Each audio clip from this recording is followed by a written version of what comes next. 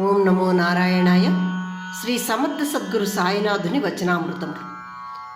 ఒకరికి ఏదైనా ఇవ్వడం అన్నది మిమ్ములను రుణ విముక్తులను చేస్తుంది అని గుర్తించుకోండి అంటున్నారు బాబా. ఇక్కడ ఒకరి నుండి ఏదైనా తీసుకోవడం రుణాలను పెంచుకోవడం, ఒకరికి వారికి కావలసింది ఇచ్చి మీరు రుణ విముక్తులు అవ్వండి అంటున్నారు. ఇటువంటి ఇవ్వడం అన్నది మిమ్మల్ని భావోద్వేగాల నుండి శారీరకంగానూ మానసికంగానూ మీ స్థితిని సమతుల్యంగా ఉంచుతుంది. నేను ఏ రూపంలోనైనా నిన్ను రుణ విమోచకుడిని చేయుటకు నీ వద్దకు వస్తూ ఉంటాను.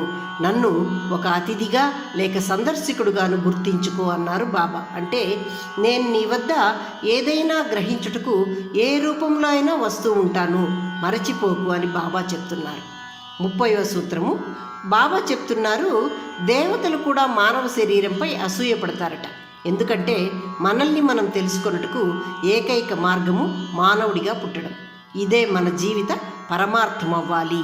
మీలోని క్రూరముఖం మేల్కొనక ముందే మిమ్మల్ని మీరు తట్టి లేపండి. అంటే ప్రతి మానవుడు 2 వ్యతిరేక మార్గాలను దర్శిస్తాడు.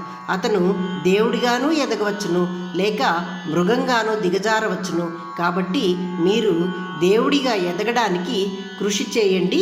నేను మీకు మానవ శరీరాన్ని ఇచ్చాను, దీన్ని సాధనగా చేసుకొని ఎదగండి, దైవత్వాలుగా ఎదగండి అని చెప్తున్నారు బాబా. ఇక్కడ 31వ సూత్రము. జ్ఞానం వైపుకు మీరు వేసే అడుగు మిమ్మల్ని స్వేచ్ఛా మార్గం వైపుకు నడిపిస్తుంది. ఎవరైతే ఇష్టం లేకుండా జ్ఞానాన్ని పొందుటకు గ్రంథాలను చదివినా, శాస్త్ర విషయాలను పాటించినా, వేరొకరితో కలిసి ఎన్నో పూజలు చేసినా అది పేరుకు మాత్రమే చేసినట్లు. అటువంటివి ఎవరి హృదయాలను కదిలించవు. ఇతరులకు వారి కార్యక్రమాలచే లేక వారి భాషణలచే ఎటువంటి చేతనాశక్తి దొరకదు. అదే స్వీయ నియంత్రణను స్వయేచ్ఛాబద్ధులై అనగా ఇష్టాపూర్వకతతో ఎన్ని కార్యక్రమాలు చేసేను ఇతరుల యందు మంచి భావనను తట్టి లేపిన వారవుతారు.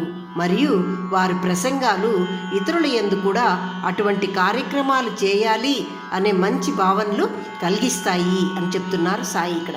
ఇటువంటి వారు స్వీయ నియంత్రణ కలిగి మంచి మార్గాన్వేషకులై ఉంటారు అంటున్నారు. 32వ సూత్రము. శరీరాన్ని నిర్లక్ష్యం చేయవద్దు. శరీరం దైవికమైనది. శరీరము భగవంతుడు మనకు వసగినది. శరీరాన్ని బాగా చూసుకోవాలి కదా అని శరీరం అడిగే కోరికలకన్నింటికీ లోబడిపోయి శరీరానికి సేవకుడు కాకుము. శరీరానిపై అవసరమైనంత శ్రద్ధ మాత్రమే తీసుకోవాలి. మన జీవితాన్ని సాగిస్తున్న బాటసారులం మనము. ఈ సుదీర్ఘ పయనంలో గమ్యస్థానం చేరడానికి మనకు ఒక వాహనం అవసరం. ఈ శరీరాన్ని భగవంతుడు మనకు మన జీవన గమ్యాన్ని చేరుటకు వసిగాడు. ఈ శరీర వాహనం చెడిపోతే ప్రయాణం దెబ్బతింటుంది. వాహనం దెబ్బతింటే ప్రయాణికుడు గమ్యస్థానం చేరుకోలేడు కదా. మన గమ్యాన్ని చేరాక వాహనాన్ని విడిచిపెట్టేవాడు అటువంటి జీవన ప్రయాణికుడు ధన్యుడు.